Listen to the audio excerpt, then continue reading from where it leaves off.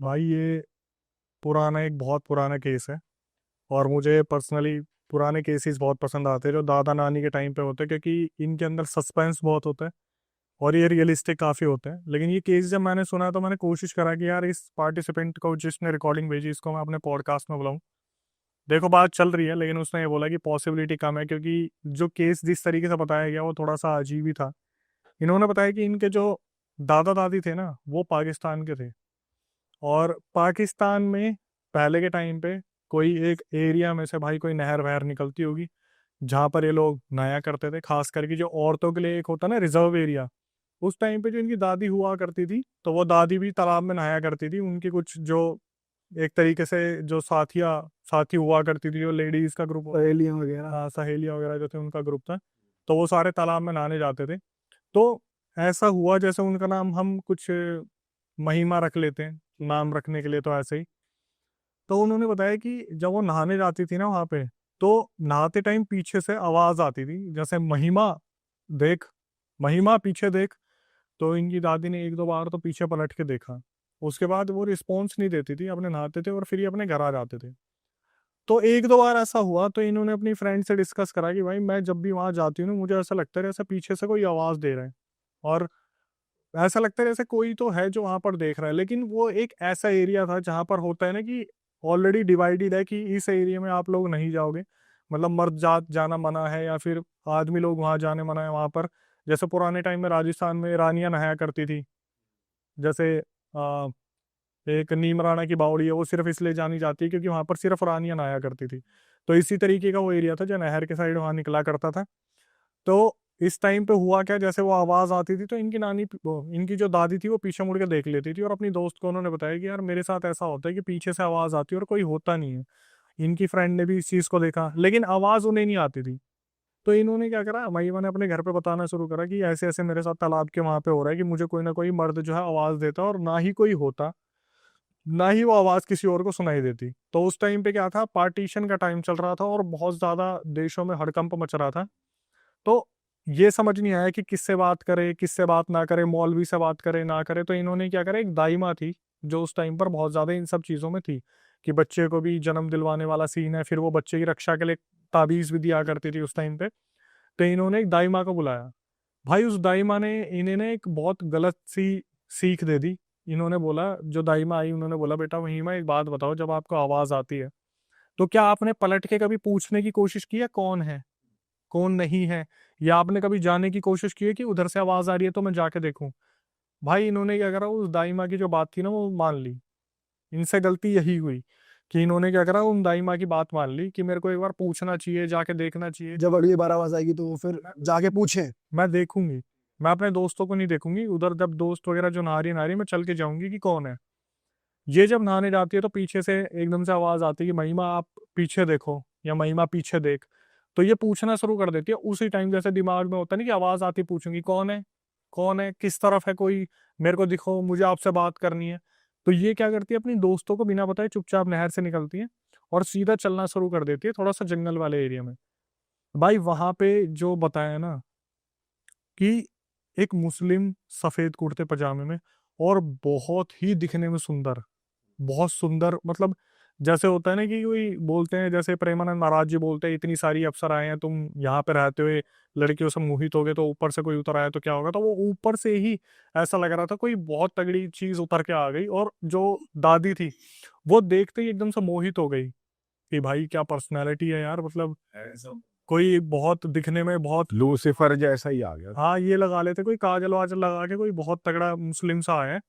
तो इनकी दादी ने पूछना शुरू करा कि आप कौन हो। तो उसने बताना शुरू करा कि मैं यहाँ से गुजर रहा था और अक्सर मैं गुजरा करता था, लेकिन मेरी नज़र आप पे पड़ गई और मुझे आपसे बेइंतहा प्यार हो गए। तो मैं कोशिश करना चाहता हूँ कि हमारी शादी हो जाए, मैं आपके साथ रहना चाहता हूँ। तो इसने क्या करा, जैसे होता है ना कि एक तरीके से कि शर्माना कि भाई मुझे इतने अच्छे लड़के ने पसंद कर लिया, पठानी लग रहा है कोई, अफगानी टाइप का जो लग रहा है, पैसे वाला होगा तो घर वाले भी मना नहीं करेंगे। तो महिमा ने अपने दिमाग में वो चीज़ें सोचनी शुरू कर दी। इसने अपने दोस्त को आके बताया कि ऐसे ऐसे आज मैं उनसे मिल के आई हूँ, मैंने बात करी है। तो भाई इनकी दोस्त इस चीज पर ध्यान देते, किससे बात कर ली, किससे मिल के आ गई, कौन है कौन नहीं है। ये घर पे आ जाते हैं और घर घर पे आके महिमा उन दाई माँ को बताती कि ऐसे ऐसे जो है कोई एक इंसान आया था, बहुत सुंदर था, इतनी लंबी हाइट थी, बहुत नैन नक्श अच्छा था, ऐसा था वैसा था। तो दाई माँ एकदम से सोचने लगती है कि भाई ये तो कुछ गड़बड़ ही लग रही है। और उन दिनों क्या हुआ, वो जो पार्टीशन वाला माहौल था वो हो गया, जिसमें जो दादी थी ना बताने वाली की, वो पार्टीशन में इधर आ गई इंडिया की तरफ, और उनके मम्मी पापा उस तरफ मारे गए जब इधर आ रहे थे। तो क्या हुआ, ये अकेली पड़ गई, इनके साथ कोई इक्की दुक्की कोई रिलेटिव होगी जो बच के वहां से आ गई, और इनके मम्मी और पापा वहां पे खत्म हो गए दादी के। तो यहाँ पर उस टाइम पे आपको उस मूवी में दिखाया ना, भाग मिल्खा भाग में टेंट वेंट लगे हुए थे, इसी तरीके से पूरा माहौल था जो बताया लड़की ने, कि दादी बताती थी इसी टाइप का माहौल था। जिसमें वो होता है पैर दबाई और हाँ मतलब वो जो वहां पे एक तरीके से पूरा क्राउड टेंट में रुकवाया होता है और आवाजें लगा रही होती है कि ये गुमशुदा है, इसको ढूंढ लो, वो उसकी लाश मिली है, ऐसे कर लो। तो वहां पर उस टाइम पे क्या होता है, टेंट वगैरह लगे हुए थे और वहीं पे ठहरा रखा था। तो महिमा के दिमाग में वही दृश्य बार बार चलता है कि यार इतना अच्छा सब कुछ चल रहा था, माँ बाप भी खत्म हो गए, एक जीवन में एक लड़का मिला था वो भी ऐसे हो गया वैसे हो गया। तो ये देखती है कि जब टेंट से निकल के अपने रिलेटिव के साथ बैठ के अफसोस मना रहे होते हैं ना कि हमारे माँ बाप नहीं रहे, पार्टीशन के टाइम पे ऐसा हो गया वैसा हो गया, तो एकदम से आवाज आती है कि महिमा मैं यही हूँ, महिमा मैं भी आ गया हूँ, महिमा मैं तेरे साथ हूँ, मैं हमेशा तेरे साथ रहूंगा। ये पीछे पलट के देखती कोई भी नहीं, उस तरफ इस तरफ देखती कोई भी नहीं।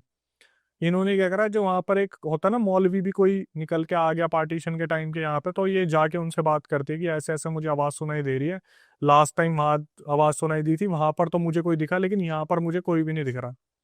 तो वो मौलवी बोलते कि मैं तो कुछ कर भी नहीं सकता, क्योंकि जब से मैं यहाँ पर आया हूँ ना तो मैं 5 टाइम की नमाज पढ़ पा रहा हूँ, नहा भी नहीं पा रहा हूँ, मैं पवित्र हुई नहीं, तो मैं क्या बताऊँ।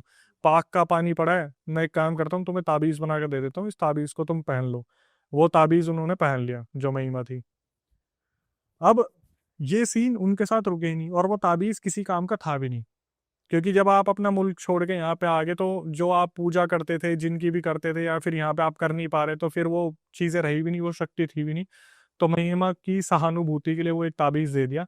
और होता क्या था, रोज शाम को जब महिमा कभी बैठती थी इस वाले अपने भारत वाले देश वाले एरिया में और अपने माँ बाप को याद करा करती थी, तो पीछे से आवाज आती थी कि महिमा मैं यही हूँ, तो परेशान मत हो, मैं यही हूँ। तो इन्होंने फिर जाके मौलवी से बात करी कि वो तो इंसान मुझे दिखने लग रहा है। तो वो मौलवी क्या होता है, बोलते हैं कि भाई देखो मैं नहीं कर सकता इस चीज़ का सोल्यूशन, आप किसी से बात करो जो यहीं के हों, उनसे बताओ। तो इन्होंने अपने रिलेटिव को बताया, रिलेटिव ने किसी से बात करी, मौलवी ने कहीं से किसी से बातचीत करी कि भाई इनका सोल्यूशन वगैरह कराओ। तो यहाँ का कोई जो जाने पहचाने थे, जो नामी गिरामी थे, उनको बुलाया गया कि इस लड़की के साथ दिक्कत है। अब दिक्कत देखो तीन, एक तो पार्टीशन से आ रखी है, दूसरा माँ बाप नहीं रहे, तीसरा ये चीज पीछे है क्या है दिख नहीं रही। तो वो जो यहाँ के नामी गिरामी आते हैं वो तो आते ही बता देते कि जिन चल रहा है इसके साथ, एक जिन है जो वहां से निकला करता था। और इससे सबसे बड़ी गलती हुई यही कि हम चीजों को फिर भी ठीक कर सकते थे, लेकिन इसने उससे पूछ लिया कि कौन है। अगर ये बात नहीं करती तो एक टाइप से इग्नोरेंस होता है, अगर आप उन चीजों को एक्सेप्ट कर लोगे तो वो आपके साथ चलने लग जाती है। तो वो जिन है जो चल के आ गया है। अब इनसे बोला गया कि भाई क्या चाहता है वो जिन, तो उन्होंने बोला मैं तो जब उतारा करूंगा तभी पता चलेगा जिन क्या चाहते हैं। तो इन्होंने उतारा करना शुरू करा तो वो जिन इनकी बॉडी में आ गया। अब पूछना शुरू करा आप क्या चाहते हो, तो उसने सीधा बोल दिया मैं इस लड़की को बहुत ज्यादा प्यार करता हूँ, और आप कुछ भी कर लो मैं इसे छोड़ के नहीं जाऊंगा। तो भाई अब थोड़ी सी दिक्कत तो हुई कि यार क्या एंटिटी है, समझने में टाइम लगेगा, क्योंकि उसकी तो एक ही जिद थी कि मैं इसको लेके जाऊंगा, मैं इसको लेके जाऊंगा, मैं इसको लेके जाऊंगा। अब जैसे हम हर इंसिडेंट बताते हैं तो उसमें ये तो हर जगह ही आता है कि मैं इसे लेके जाऊंगा, मैं इसे लेके जाऊंगा। इस इंसिडेंट में कुछ खास था जो मुझे पता चला, कि जब बहुत देर तक उतारा करने की कोशिश करी ना कि भाई निकल जा निकल जा निकल जा, क्यों जिंदगी खराब कर रहा है, इसके माँ बाप वैसे ही नहीं रहे और तू इसके पीछे पड़ रहा है। तो उस जिन ने अपनी तरफ से बहुत कोशिश की, लेकिन जो बाबा आ रखे थे वहां पे उन्होंने अपनी तरफ से इतनी इतनी ताकत लगा दी, उन्होंने उस जिन को कन्विंस कर लिया कि तू छोड़ के चला जाए इस शरीर को, तेरे को जाना ही पड़ेगा। तो आखिरी में उस जिन ने बोल दिया कि ठीक है, पर जाने से पहले मैं एक बार इससे बात करना चाहता हूँ। ठीक है, आपको पता है जिन कितनी एक एंटिटी ऐसी होती है जो अपनी उंगली के इशारों से गर्दन तोड़ सकती है अगर आपको पोजेस कर लिया तो। महिमा ऑलरेडी पोजेस थी, उसके अंदर वो कभी भी आता जाता था। तो अब जैसे होता है ना आज के टाइम पे इजी लैंग्वेज में बोलते हैं कि अगर कोई सामने से कुछ मांग रहा है और वो छोटी मोटी चीज़ है, जैसे पिछले इंसिडेंट में बताया लड्डू मांगे, उसने लड्डू फेंके तो एंटिटी चली गई। तो बाबा को लगा कि मैं महिमा की बात करवा देता हूँ, और महिमा की बात करवाने के बाद ये जिन बोल तो रहा है मैं चला जाऊंगा, चला जाएगा। तो भाई उसे उठाया, रिलेटिव्स ने पानी वानी मारा, 15-20 मिनट में महिमा उठी। उठने के बाद महिमा बस ऐसे देख रही थी कि अब मेरे अलावा सब जिन को देख पा रहे हैं, और देखने में वो बहुत ज़्यादा अट्रैक्टिव था। तो उसने यही बोला कि ऐसे ऐसे मैं तो उस नहर के पास रहता था, खेती करता था, एक दिन नहर में बाढ़ आई और मुझे अपने साथ लेके चलेगी, तब से मैं उस नहर के आसपास ही घूमता था। मेरी नज़र आप पे पड़ी और मैं आपसे बहुत ज़्यादा प्यार करता हूँ, लेकिन बाबा ने मुझे बोल दिया, आज्ञा दे दी है जाने के लिए, तो अब मैं जा रहा हूँ। लेकिन मैं आपके पास अपनी एक निशानी छोड़ के जा रहा हूँ और 1 महीने बाद आपको वो चीज़ पता चल जाएगी। ये बोलने के बाद वो जिन वहाँ से गायब हो गया। और वो उन्होंने एक्सेप्ट कर ली निशानी कि हाँ तुम मेरे पास रख दो, ऐसा कुछ? कुछ नहीं, दे चुका हूँ ऑलरेडी, निशानी दे चुका हूँ और तुम्हें 1 महीने बाद पता चल जाएगी। अब यहाँ पे सारे घबरा गए, बाबा भी घबरा गए, यार वचन तो ले लिए कि कभी नहीं आऊंगा। अब एंटिटी कोई भी हो भाई, अगर उससे वचन ले लिए ना, जैसे आप जिन में बोलते हैं आप कुरान को मानते हो या फिर आप नमाज पढ़ने वाले रिचुअल्स को मानते हो, अगर आपने आपने वचन ले लिया कि भाई इनकी आप कसम खा लो या इनकी आप जो है अपनी दुआ ले लो कि आप दोबारा नहीं आओगे, तो उस जिन ने दुआ ले ली, लेकिन एक निशानी दे दी। क्या निशानी ये नहीं पता। एग्जैक्ट 1 महीने बाद पता चला, इनकी जो दादी है, जिन्होंने मुझे पूरा रियल इंसिडेंट भेजा है, कि वो पेट से हो गई। कैसे हुई क्या नहीं पता, उन्होंने अपना एक अंश इनके पेट में छोड़ दिया। अब भाई उस टाइम पर ना चीज़ें इतनी डेवलप नहीं हुई थी, ये उस टाइम भी ऐसे ही रह रहे थे जैसे लोग रहते हैं। अभी तो इनका फिर भी दिल्ली में घर बार है, उस टाइम पे इन्होंने बताया कि जब चीज़ें ठीक होनी शुरू हुई थी तो 1 महीने बाद वो पेट से हो गई, और उनकी उम्र ज़्यादा नहीं थी, उस टाइम पे 16-17 साल रही होंगी जब ये नहाने जाती थी। तो 1 महीने बाद जब पेट से हुई ना, तो घर वाले बहुत ज़्यादा ऐसे हो गए कि भाई क्या करें, इस चीज़ को तो हम छुपा भी नहीं सकते। तो एक कहानी रची गई कि पाकिस्तान में इसकी शादी हुई थी, हमने शादी करवा दी थी, ऐसे-ऐसे हुआ था। और हाँ, जब लड़की मतलब जो महिमा की दादी है 10 साल की थी, तो पाकिस्तान में किसी से रोका भी करवा दिया था। पार्टीशन के टाइम पे वो इंसान भी आते-आते वहीं मर गया था। तो रोके के टाइम के बाद वो इंसान भी चला गया। तो अब कहानी रच दी कि ऐसे-ऐसे हमने पाकिस्तान में शादी करवाई थी, आते-आते इनके जो थे वो वहाँ पे ख़त्म हो गए, तो ये लड़की तो पेट से है। इस लड़की जो महिमा की मतलब जो दादी है ना, बताने वाली जिनकी जो दादी है, उन्होंने एक्चुअली बर्थ दिया था उस बच्चे को, जो जिनका बच्चा था। और ये कैसे हो सकता है कि एक एंटिटी, एक मतलब एक ऐसी चीज की वजह से बंदा प्रेग्नेंट हो जाए जो चीज एग्जिस्ट नहीं करती ह्यूमन फॉर्म में? अनबिलीवेबल लगता है, लेकिन जैसे हम बात करते हैं ना तुम्बाड़ मूवी के बारे में, या किसी भी चीज के बारे में, किसी एलियन के बारे में या किसी भी चीज के बारे में, तो आप एक चीज देखोगे, अस्तित्व तो है, तभी उन सब चीजों के बारे में बात बनी गई है, जो चीजें हैं। और मैं एक चीज मानता हूँ, जैसे हम हिंदू हैं, ब्राह्मण हैं, अलग अलग चीजें हैं, हम सारे हैं तो हिंदू ही, हम हिंदुइज्म को समझ सकते हैं। जो कुरान है वो हमारी नहीं है, हम समर्थन तो हर चीज को देते हैं, लेकिन ये चीज हमारी नहीं है। और उनके रिचुअल्स क्या थे क्या नहीं थे क्या हुआ, इन्होंने बताया कि महिमा तो मैंने नाम दे दिया ना, अब हम कॉमनली हिंदूज में जो देते वो देते, क्या पता उसका नाम मुस्कान हो। तो उस टाइम पे क्या हुआ, उन्होंने बर्थ दिया था, और आगे जो चीज आप सुनोगे वो है जो समझने वाली है, कि इनकी दादी ने उस बच्चे को 7 साल तक पाला अपने पास। वो बच्चा बहुत ज्यादा आकर्षित था, वो बच्चा अलग लोग मतलब जैसे लोग होते हैं उनसे बहुत अलग था। उसकी बहुत फेयर स्किन थी, उसकी आंखें बहुत होता ना हिप्नोटाइज करने वाली थी। 8 साल बाद जब जो रिलेटिव बचे हुए थे, जैसे बुआ बच गई या कोई चाची वाची बच गई, तो उन्होंने महिमा को फोर्स करा कि अब तेरे को इस बच्चे को छोड़ना पड़ेगा, क्योंकि अब तेरी शादी करवानी है, अब हम किसी को जवाब नहीं दे पाएंगे। तो इनकी जिनसे शादी करवाई थी वो एक्चुअली में इनके दादा आज भी हैं। हाँ, आज भी और हैं। उन्हें पता है सारी बात। ये नहीं पता उन्हें, इसलिए वो पॉडकास्ट पे आने के लिए मना कर रही थी, कि मेरे जो दूसरे दादा हुए, मतलब एक तरीके से पहले तो वो जो मर गए थे, जिनसे रोका हुआ था, तो कहाँ उस बच्चे को छोड़ा गया, मुस्लिम फैमिली में पंजाब के अंदर किसी को वो बच्चा अडॉप्ट करवाया गया। वो जो 7-8 साल का जो बच्चा था जो जिनसे हुआ था, वो बच्चा वहां पर अडॉप्ट करवाया गया। उसके बाद इनकी दादी की दूसरी शादी हुई थी, जो एक आम इंसान से हुई थी। बच्चा एक दिन नॉर्मल था ना, उसके पास कोई दैवीय शक्ति थी, बट वो दिखने में बहुत ज़्यादा अलग था। उसका कद कद बहुत ज़्यादा था, आंखें बहुत आकर्षित करने वाली थी। लेकिन वो जो बच्चा था वो हुआ था जिस तरीके से इन्होंने क्लेम करा है, कि चीज़ों को हिडन रखा गया, ऑब्वियसली क्योंकि घर परिवार की इज्जत बना के रखनी थी। उसके बाद फिर आगे जनरेशन चलती रही, उस बच्चे का कुछ पता नहीं है, लेकिन ये चीज़ 90s में ही हुई थी पूरी। भाई बताओ यार, ऐसा ही पॉसिबल है कि शैतान का ही बच्चा?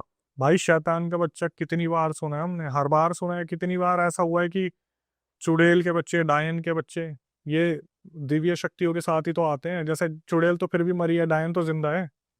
और जब वो बलि लेती है, देती है, जब उसका खुद का बच्चा होता है, उन्हीं शक्तियों के साथ आता है जो काली क्रियाएं होती है, काली शक्तियां होती हैं। ये चीज़ तो कब से हमारे रिचुअल्स में भी चलती आई है।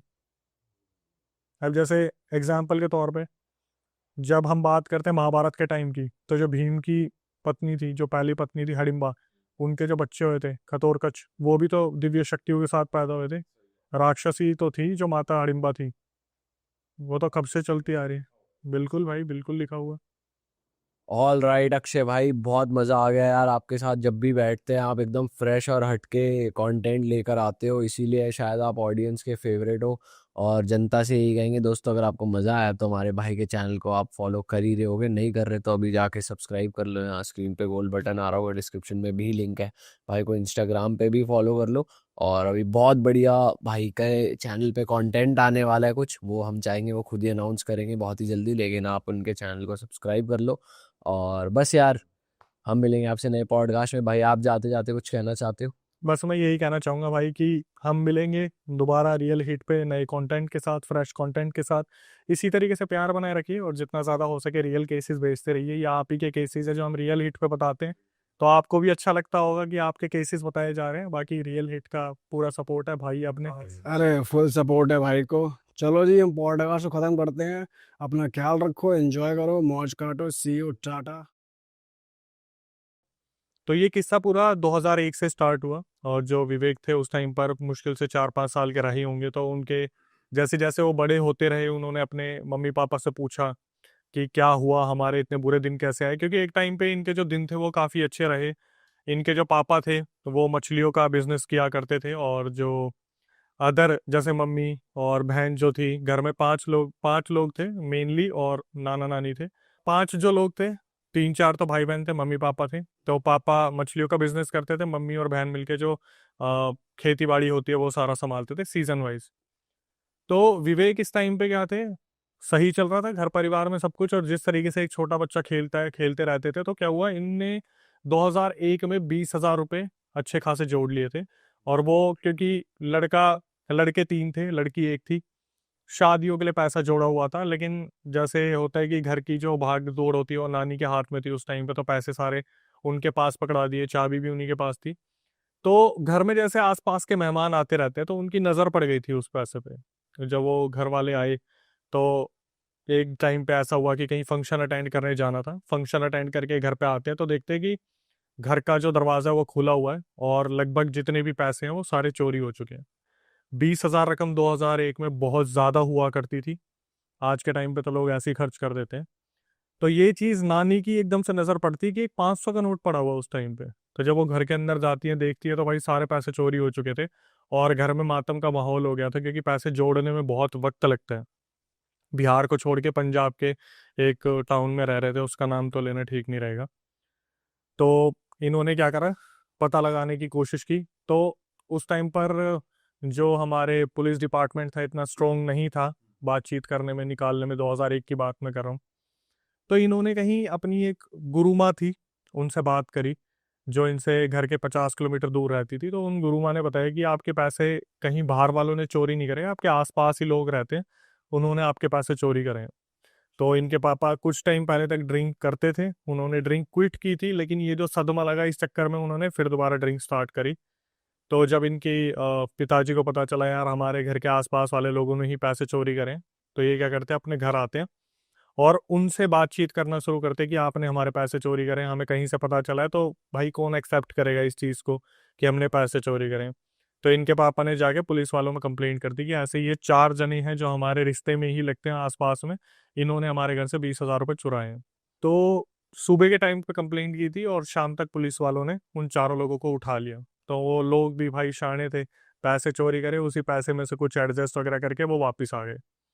तो फिर इनके पापा ने आज बहुत ज़्यादा ड्रिंक कर ली थी, और ड्रिंक करने के बाद सबको गालियाँ देनी शुरू कर दी कि तुमने हमारे पैसे चुराए हैं, मुझे मालूम पड़ गया। तो उनमें से एक इंसान था जो चाहता था कि यार इसका मैं कैसे भी मुंह बंद कर दूं। वो इंसान आके बोलता है कि अगर आपको लगता है कि हमने आपके पैसे चोरी करे हैं, हालांकि उसने चोरी कर रखे थे, लेकिन कॉन्फिडेंस से ये चीज बोली कि अगर आपको लगता है कि हमने आपके पैसे चोरी करे हैं तो आप प्रूफ कर दो। आप प्रूफ कर दोगे तो हम आपके पैसे दे देंगे अगर हमारे पास होंगे तो इसके पापा ने बोला एक काम करना, कल सुबह ना आप मेरे साथ चलना, मैं आपको प्रूफ करवाऊंगा। तो अगले दिन ये भी इंसान तैयार हो गया, क्योंकि इस इंसान को नहीं पता था ये किसी ऐसे के टच में है जो भाई देख के बता देगा कि चोरी वोरी तुमने करी है। वही 50 किलोमीटर दूर गुरु माँ के पास जाते हैं, और गुरु माँ सीधा देखते ही बोल देती है इसके पापा को, विवेक के, कि तुम तो चोर को ही अपने साथ लेके आ गए। तो वो जो दूसरा बंदा था वो एकदम से ऑफेंड भी होता है, थोड़ा सा घबरा भी जाता है। तो वो दूसरा बंदा बोलता है कि आप ऐसे कैसे बोल सकते हो कि हमने चोरी की है, मैंने चोरी किया है। तो वो बताती है कि वो 3 दिन पहले जब तुम सारे जितने भी लोग थे दारू पी रहे थे, जब प्लान बना रहे थे कि हम इनके घर से पैसे उड़ाएंगे, हमें पता है पैसे कहाँ रखे हैं, तो तुमने सोचा था कि तुम बच जाओगे। तो एकदम से घबरा जाता है कि यार ये बात तो थोड़ी सीक्रेट थी कि हम ऐसे दारू पीते वक्त प्लान बना रहे थे। तो वहां पर वो इंसान बोल देता है ठीक है हमने लिए हैं और घर जाके मैं पैसे दे दूंगा। वहां से ये लोग घर आते हैं, और घर आते आते शाम हो जाती है। तो इसके पापा को लगता है कि भाई सुबह शायद ये पैसे दे देंगे। सुबह वो जो इंसान था जो साथ में गया था वो क्या करता है, अपने सारा घर का सामान बिखेर के और पुलिस कंप्लेंट विवेक के पापा के ऊपर ही डाल देता है कि इन्होंने हमारे घर के पैसे चोरी करे हैं। अच्छा। उन्हीं पर इल्जाम डाल देते हैं। अब पुलिस वालों को तो पता ही था ये केस क्या चल रहा है। पुलिस वालों ने विवेक के पापा को उठाया, और उठाने के बाद लेके गए अपने साथ जेल में, वहां पे लॉकर में, और बातचीत करने के बाद उन चारों को भी बुला लिया। भाई आपका पता है किसने क्या कर रखा है, ये शरीफ सा आदमी है, अपने मछलियों का काम करता है, तुम इसे फंसाने की कोशिश कर रहे हो, अगर तुमने पैसे लिए हैं तो दे दो। और जो दरोगा था उससे छोटे वाले कुछ बिके हुए थे, तो दरोगा को पता तो चल ही जाता है कि क्या चल रहा है। उसने साफ साफ बता दिया कि तुमने पहले भी अपने आप को छुड़वाने के लिए अंदर अंदर पैसे खिलाए थे, और एक शरीफ से इंसान को तुम फंसाने की कोशिश कर रहे हो। तो कोशिश करो कि अपने निपटा लो और पैसे दे दो इनके। तो वहां पर से वो इंसान जो विवेक के पापा थे वो छूट जाते हैं। तो ये जो विवेक के पापा थे ये गुरु माँ के पास जाते हैं दोबारा, और उनसे बोलते हैं कि माँ मैं एक लगे हाथ ना पकड़ना चाह रहा हूँ, कि कोई मेरे सामने आके ना पकड़ा जाए कि इन्होंने हमारे पैसे लिए हैं। तो गुरु माँ बोलती है कि तुमने बताया था तुम्हारे घर के बाहर ना 500 का नोट मिला था, वो एक बार मुझे दो। तो 500 का नोट लेके कागज में बांध देती है कुछ अभिमंत्रित मंत्र करके, और बोल देती है अपने घर के पेड़ के आगे ना इसे टांग देना, जो भी चोर होगा इसे लेने के लिए आएगा और लगे हाथ उसे दबोच लेना। इसके पापा घर आते रात के टाइम पे, अच्छी तरीके से इधर उधर देखते कोई नहीं है ना, पेड़ पे वो कागज टांग देते हैं।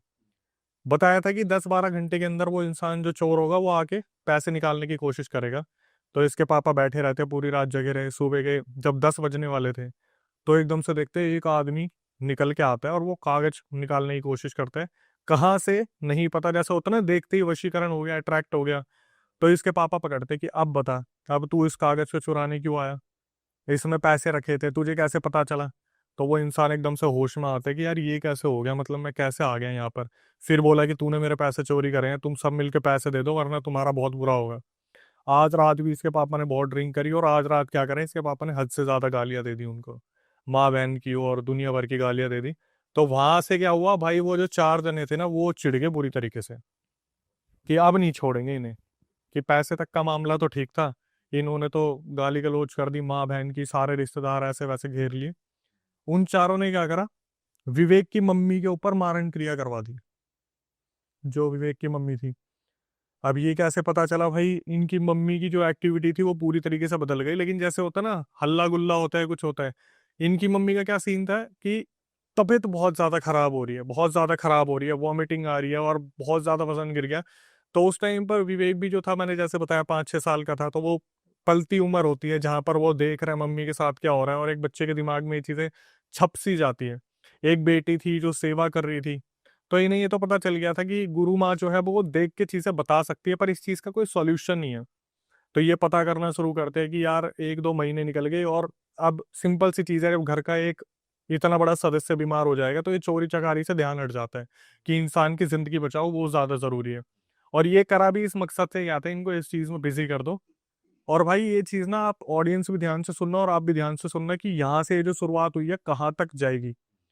ये अपने पता करना शुरू कर दे कि यार कहीं पता करे कोई ऐसा इंसान मिले जो इस मारण क्रिया को कटवाए या फिर काट करे इस चीज के। अभी तक इन्हें ये तो पता था कि कुछ ना कुछ तो गड़बड़ है, किसने करा है क्या करा है ये नहीं पता, तो उनकी बस तबीयत खराब हो रही थी मेन बस चीज़। तबीयत खराब। अभी आगे वो सीन भी आएगा जिस चीज का आप वेट कर रहे हो, हल्ला गुल्ला। यहाँ पर सब कुछ शांत था, नॉर्मली जैसे होता है कि वॉमिटिंग आ रही है और कुछ ना खाने के बाद भी वॉमिटिंग आ रही है, ये सारी चीजें चल रही थी। डॉक्टर्स को दिखाया गया, तो इस चीज में भी इनके बहुत ज्यादा पैसे लग गए थे, क्योंकि आम इंसान शुरू में इन सब चीजों पर भरोसा ना करके पहले डॉक्टर के पास जाता है। अब जब पता है कि आपको कोई एक ऐसा इंसान नहीं मिल रहा जो पहले ही बता दे कि आपके साथ कुछ गड़बड़ है, गुरु माँ शायद थी नहीं, उनके पास से गए नहीं, या डिस्प्यूट हो गया। क्योंकि एक चीज आपने सुनी होगी कि कोई भी इंसान ना नाम नहीं लेता कि उसने करा है। और इसको पता चल गया था विवेक के पापा को, तो विवेक के पापा उस इंसान को डायरेक्ट ले गए थे, तो वो डिस्प्यूट वाला सीन हो गया कि इस इंसान को तुम सामने लेके आ गए। धीरे धीरे ये सारी चीजें चल रही थी, तो इसके मम्मी को अलग अलग हॉस्पिटल में लेके गए, सबने हाथ खड़े कर दिए क्योंकि रिपोर्ट्स में कुछ आ नहीं रहा था। तो इन्होंने पता करना शुरू करा, तो घर से कुछ किलोमीटर दूरी पे एक इंसान बैठा हुआ था जो बताता था कि मैं सिद्धि पुरुष हूँ। जब ये वहां लेके गए ना, तब पहली बार इसकी मम्मी के अंदर की एंटिटीज बाहर निकली, और उन्होंने इस इंसान को, जो सिद्धि पुरुष इंसान था, उसको देख के हंसना शुरू कर दिया कि तू क्या कर लेगा, तू निकाल लेगा, तुझे लगता है तेरे अंदर इतनी सिद्धि है कि तू कर लेगा, सारी चीजों को निकाल देगा हमें, हमें, एक दो नहीं हमें। तो उस टाइम पर बहुत ज्यादा संख्या में थे वो जो वहां पर भूत प्रेत आ रखे थे, तो उस इंसान ने साफ देख के बता दिया कि भाई मैं हाथ खड़े करता हूँ, मेरे बस की नहीं है। वो एंटिटी देख के साफ साफ हंसने लग रही है, तो उसने बोला कि आपको ना फैजलकाबाद या फिर एक जगह है पंजाब में, वहां पर आप चलो, वहां पर मेरे गुरुजी हैं, उनसे मैं एक बार बात करता हूँ। तो उसी टाइम उसने, शिष्य ने, उस टाइम पर भाई एसटीडी पीसीओ ये वाली सर्विसेज होती थी, तो फोन करके उससे, गुरुजी से बात करी कि गुरुजी ऐसे ऐसे मेरे से ऊंची शक्तियां आ रखी हैं और बहुत ज्यादा बिगड़ा केस है, 1-2 महीने हो चुके हैं और माता जी जाने की कगार पे है। तो जो किस्मत में लिखा था कि ये लोग बस करते हैं और बस पकड़ के सीधा उन गुरुजी के पास पहुंचते हैं। तो वहाँ गुरुजी के पास जब ये पहुंचते हैं, तो गुरुजी बैठे हुए थे, वो देखते हैं कि अच्छा, अब ये जो गुरुजी थे ये एक्चुअली में गुरुजी थे। और जो सामने वाली एंटिटीज थी, उनने पहले तो पहचाना नहीं कि एक सामने बैठा कौन है। तो जैसे ही मम्मी आई, इनके सामने भी हंसना शुरू कर दिया कि तू क्या करेगा, तू इसका गुरु है, तू निकाल देगा, तू हटा देगा, मैं तेरे को लगता है कि तू इस तरीके से हटा देगा। तो जो गुरुजी थे बस वो एक बार ऊपर से नीचे देखते हैं और बोलते हैं कि तुम गिन के 7-8 जने हो। मतलब उस फीमेल के अंदर, विवेक की मम्मी के अंदर 7-8 एंटिटीज हैं। ये दिख जाता है उन्हें। ये गुरुजी साहब बता देते हैं कि तुम 7-8 हो, एक बार जरा मेरे पीछे फौज देखना। तो जब दिखी फौज, तो वहां पर सैकड़ों ऐसे मशान, भूत प्रेत, चुड़ैल जो थे, उन्होंने सिद्ध कर रखे थे। उन्होंने बोला कि अब अगर मैं इन सबको तुम्हारे पीछे छोड़ दूं या तुम्हारे ऊपर छोड़ दूं, तो तुम्हें पता है तुम्हारा क्या होगा। तो वहां पर जो एंटिटीज थी वो थोड़ा सा घबरा जाती हैं। वो बोलते कि देखो गुरुजी, हमें, हम अपनी मर्जी से तो आए नहीं है, हमें छोड़ा इनके बगल वाले, इनके रिश्तेदारों नहीं है, इनका इनका लड़ाई झगड़ा चल रहा था पैसों को लेके, हमें तो क्या करना होता है, हमें भोग दे के इनके ऊपर भेजे और मारने के लिए बोला है, मारण क्रिया की हुई है। तो गुरुजी साफ साफ बोलते कि एक काम करो, मैं इससे पहले तुम्हें कुछ हानि पहुंचाऊं, तुम खुद निकल जाओ। तो बोले कि हम ऐसे नहीं जाएंगे, आप एक काम करो, आप जो अपनी तरफ से कर सकते हो कर दो, हमें निकाल दो, हम जाने को तैयार है, पर आपको पता है अगर हमें कुछ बोला गया तो हमें वो तो करना ही पड़ेगा। हमें बोला हुआ है सीधा सीधा इसकी मम्मी को खत्म करना है, लेके जाना है। तो गुरुजी ने अपनी तरफ से क्या करा, एक ताबीज बना के दे दिया। अब गुरुजी ने भी थोड़ा सा हल्के में ले लिया था इन सब चीजों को। गुरुजी ने एक ताबीज बना दिया और ताबीज देके इन्हें भेज दिया कि तुम जाओ, अब तुम्हारे साथ कुछ नहीं होगा।